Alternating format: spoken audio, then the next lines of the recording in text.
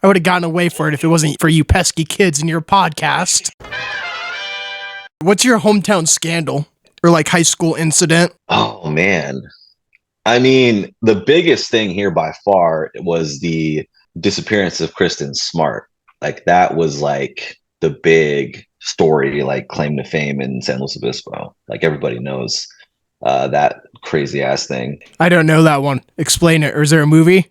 Book? There's a podcast now. There's a podcast. We're getting there.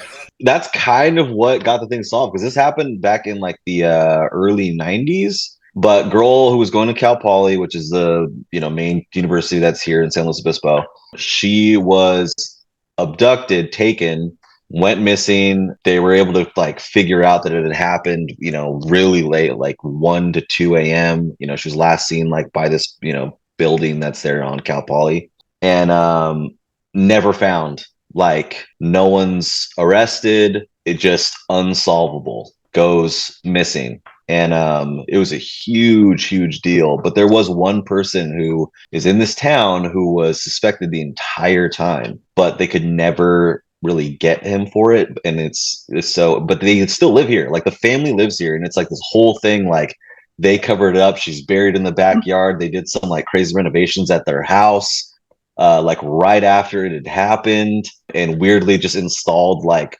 different like cement blocks that like go super far down. It was fucking super weird and bizarre. But because of this podcast that like just happened maybe like a couple of years ago, it kind of sped things up and got just more interest. And they actually made the arrest, and that dude did end up getting convicted after like 29 years or something.